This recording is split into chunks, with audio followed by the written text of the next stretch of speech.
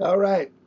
I apologize for being away for a while. Let us say this has not been the best of all weeks that I have ever had. I won't go into a whole lot of detail, other than say we do have a cat that's spending the week at the vet running up bills we can't really pay, but we'll do it anyway. And we kind of know the problem, but we still don't know the cause, so we're not sure how that's going to turn out. I had announced earlier that I would be doing the post-game show on the West Virginia University channel for Voice of College Football. Well, that is not going to play out, it appears. I may still be doing a show for them on some day on some subject, West Virginia football related, but that is unknown. I guess, we kind of had a verbal commitment that flipped. That show was given to somebody else considered more important. And yes, I am still bugged by it. Meanwhile, this is West Virginia or WVU football going deep. I am Forrest Poston. Regardless of a good week or a bad week, I remain Forrest Poston. Nobody else offered to take the job. We've had a whole bunch of press conferences to report on. Before I forget, on the positive side, we have Jacoby Spells and Redwood, Asani Redwood, are both full go in practice now. So that's very, very good news. On the downside, I guess Keon Washington was injured yesterday, I think. Not believed to be serious. I heard there were some rumors on the internet about a career-ending injury with no player named. Washington is probably the person the rumor was referring to, but evidently one of those things that looks bad but isn't. Now, I do not have any details, but at this point, there doesn't seem to be a disastrous, personally or for the program, injury. And I did not yet say, please subscribe, share, click the thumbs up button, make comments, click the notification bell, and tell your friends. All right. I am going to try to run through this as quickly as I can, and I'm not going to go into a whole lot of detail. Not intentionally. I may wander off because my head is not, in great condition right now. Coach Brown, he said football is a practice game. It is all about practicing to do well in those short opportunities you get. You play a very limited number of games a year, and you practice a lot more than you play. So it is all about that time in practice for that moment in the game. Right now, with the defense, defensive backs and linebackers can play a wide variety of combinations. They can put in 3 linebackers. They can do a nickel, a dime, pretty much whatever type of defense they need to switch into, they can. Right now, it is just making sure of the right personnel for the right defense and then matching things up. Because basically, to play the game they want, the way they want to play it, which is something that they really couldn't do. Started doing it more last year, but in years before, they simply did not have the personnel to play the game they wanted, the way they wanted to play.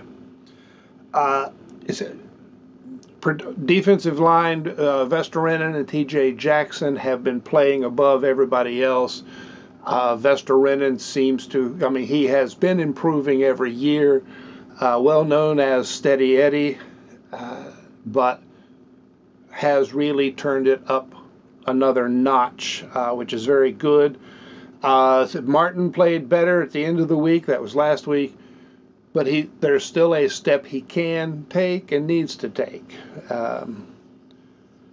Saturday, Hammond Russell would have been the scrimmage this week. Hammond Russell had the best game of his career. So, in the depth chart, he was listed as or with Fatorma Mobile, and seems to be more about Russell playing better, not MOBA playing less than expected. So always good to have competition when players can handle it. That's one thing that comes up in a lot of these. These guys enjoy competing with each other as teammates. They want to beat out the other guy and play, but they want the other guy to do well. So, let's see, particularly, you said, Bosley, Weedman, Williams, Bray, Hubbard, Dunbar, all made good plays in the scrimmage. Right now, for kickoff return, Clement and Bray are the two main guys, and it looks like they probably will be, at least for the first part of the season. A little unclear. They still do not have a system where you can hear the reporters very well when they ask questions. I think he was talking about Bray hit 21 miles per hour plus going down on kickoff coverage. That's good, and of course we need it. Let's see.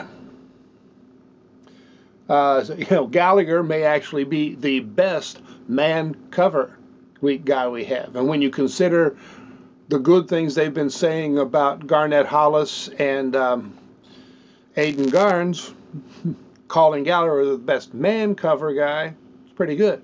Gallagher still has to be better at playing the run. Of course, he is willing to hit, but he is not the biggest guy in the universe. But also offensively, which is going to be his main thing, he's looking more fluid.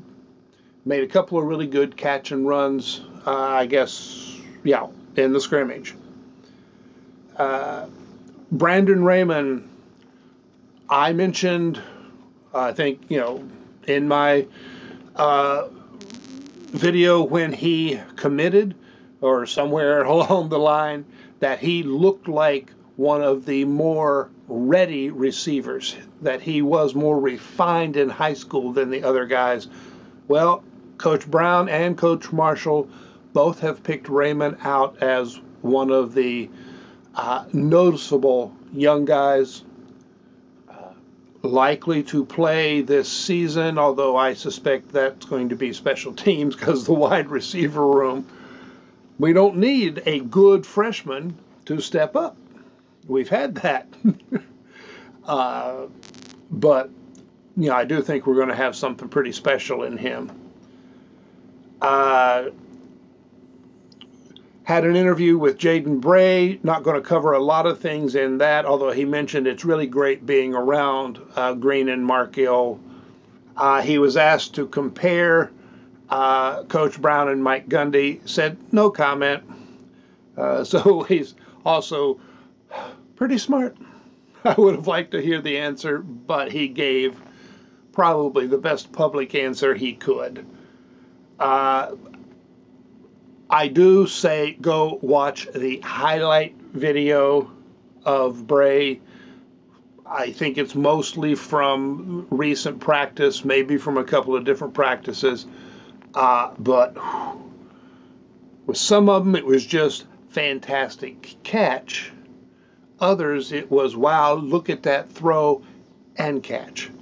But it should be out there. I expect there'll be clips on Instagram and YouTube, maybe the West Virginia, the WVU page, and 24/7. Other guys probably have it too. But yeah, if you're worried about the wide receivers, go look at those highlights. Tyron Bradley, this year, he said, he's working on his knowledge of the game and position, not just working from instinct. I've said many, many, many times, it is getting that combination where the knowledge and instinct work together. You don't have to switch back and forth, but seems to be he's moving to that point. So, he knows not just his job, but what everybody else on the defense is doing, and that is a point you need to get to. Big thing, he mentioned Victor Cabral, and really, Cabral has changed the trajectory of the room. Sounds pretty significant, and we will be talking more about Cabral. More things people said about Cabral and things Cabral said.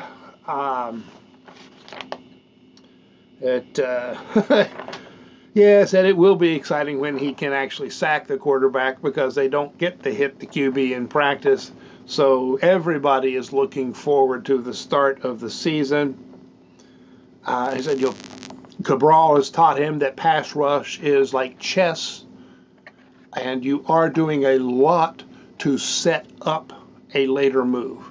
It's not just going full out with this move or that move, but you actually do think and plan ahead for when the opportunity strikes, and kind of get the defensive tackle to tip things, move certain ways, and take advantage of it. Coach Coons, of course, he is very happy with the linebacker room. A few things about particular players. Lathan, great speed, diagnosis is good, has to work on pad level.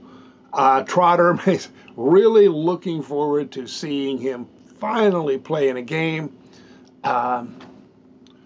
Great IQ, football IQ, and a lot of it, because, Trotter has said that he came to West Virginia because he wanted to go someplace where he was needed and where he was wanted and where he could be his own person. And West Virginia filled that, and it seems that since he has gotten here, he's very happy with his choice. So that is very good news. And man, watching his interview, I'm still going to call him a kid, because he's well over 40 years younger than I am. Basically, anybody under 50 is a kid to me, and probably some older than 50. But he does not look like a kid in this interview, not just because he's big. There is a full maturity about him, not just physical, but he is a very mature person who loves to play football and wants to play for WVU. So we're all looking forward to seeing him on the field. Reed Perico, what seemed most significant, he's gotten his weight down to what they consider his natural weight. I think he was playing a little too heavy at Ohio State due to the style of defense they play, but reshaped things, have him playing in a way that fits him better, and they've already said the scheme fits him better. So, again, looking forward to it.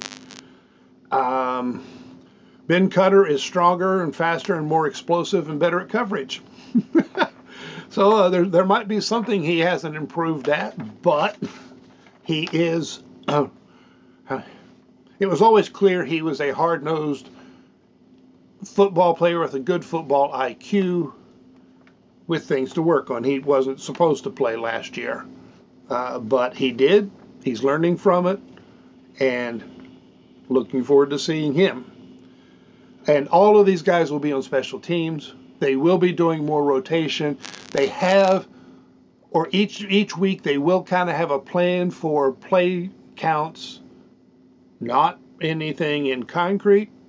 They will adjust to what happens in the game, but they do want to get guys in and out, not have somebody playing every down, because they also do want them to be able to play on special teams. Pretty much all of the top players are going to play on special teams as best they can. Not every special team, obviously, but I mean, that's, yes, growing emphasis on special teams. This is something they would have liked to be doing in the past, but did not have the personnel, especially with injuries. Cabral, French and Bradley have both improved and love competing against each other. And again, it is that friendly competition. They really drive each other. They really enjoy it. There is no animosity. I forgot to mention earlier, Cabral is not working not only with outside linebackers, he's also giving tips to linemen. Coach Jackson is picking Cabral's brain because Cabral has some background that Jackson does not have and needs. And like the players, the coaches do not have an ego about such things. They are willing to share and they want to learn. So there is a lot going on between the coaches, which of course filters down to the players. And Cabral is working with Spears, and it's anybody that might have to rush the passer.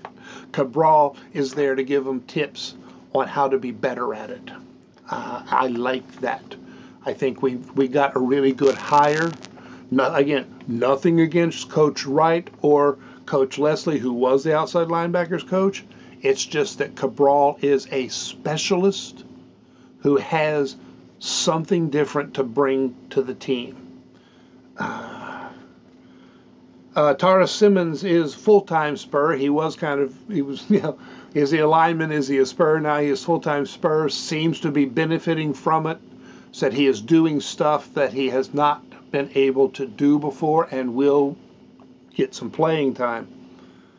Onwuka is, great motor. He does still have to go through the freshman learning curve. Of course, he did not get here early. Did not say whether he will play or not. I wouldn't expect to see him early. Maybe the Albany game, but he, depends on that learning curve more than anything else, and hopefully it doesn't depend on injury. And Orion Fisher is still recovering from injury, so we don't know much about him. Belial Marshall, basically all of the young receivers from last year have made big strides. He is very happy with them, man. He glows when he talks about them. He gets excited when he talks about them. With Fox, he said, Coach Scott says, when in doubt, find the fox. So, we've again got something there. Clement, he will be a star. He is not a star. He's not there yet. Has things to work on. I said last year he called him crazy legs because he would be so out of control at times. This year he has the body control. And you could look at him last year and he still had that gawkiness. He is a kid. And he has, the body has to develop. You can do a lot in the weight room, but certain things, it just takes time.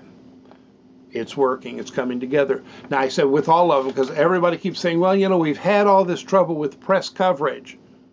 Yeah, remember, these were freshmen and a redshirt freshman. Fox, a little older, but still not what you call a big, strong kid. They are stronger. He says now the attitude is, come on and press us. And I was feeling the same way. People say, oh, hey, Penn State's going to stack the box and press. And my response was, well, come on, go ahead, give it a shot. That seems to be the, unofficial team attitude as well. Bring it on. I like it. And the coaches,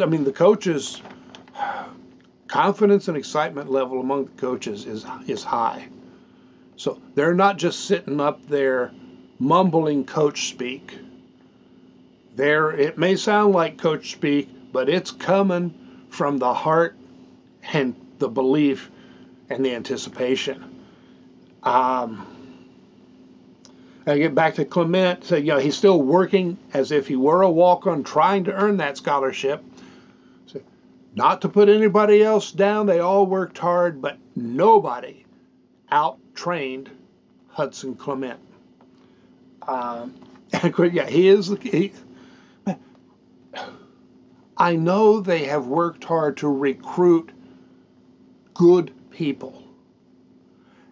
And you look at these guys, you listen to these guys, you want them to succeed. These are not guys that you go, oh, crap. You know, I'm glad we won, but did it have to be so-and-so? No, you root for not just the team, but for the people. I enjoy that. I am very glad to be able to say that. Now, you know, and Bray, very happy with Bray. You know, he is a hard worker. He does everything. Robinson, extremely talented, works hard, but he does. Robinson needs to bring his effort level up to the level to match the room. And that goes back to something we've been talking about for a while. Some of the guys who came in, guys like Frazier, he's not wide receiver, but these guys came in and set the tone, set the level. And other guys learn to meet that and maintain it. Robinson, I mean, you know, he got here fairly recently. He is just seeing what the level is at West Virginia and in the wide receiver room. So, dang it, I hope he understands that and it clicks for him and that it doesn't bug him and that he just says, hey, so that's the level? All right, that's what it takes. I'll do it. Also, every practice is charted the same way they do a game. And man, I couldn't count the number of things he listed that they chart. And it's all scored. You get a production score, and the guy with the most production points total plays. And every Sunday, he gives them a sheet showing the cumulative scoring so they know right where they stand. There is no, you know, well, this guy seems to be better, or, hey, Coach Marshall likes him better. Maybe he does, maybe he doesn't, but it's the score that matters. Now, of course, yes, it is possible if you really like a guy, you may unconsciously score them better or score a guy you don't like lower. But if you do the right recruiting, you like them all. Hey, all right. There was a whole lot more going on this week. I don't have any notes written down about it, and I suspect this video is already getting fairly long. So try to catch up on some things. A lot of it you may have already seen elsewhere. Since I am running so late, I will try to do better. But I do thank you for watching. I hope I will see you on the Voice of College Football, West Virginia Football channel on YouTube on some day, maybe sometime relatively soon. In the meantime, thanks for dropping in. For those of you who do live in West Virginia, enjoy the hills, and I do wish I were there. This is Forrest Poston, teacher talker, teacher talker, teaker, and cat dad stuck in Indiana. So long.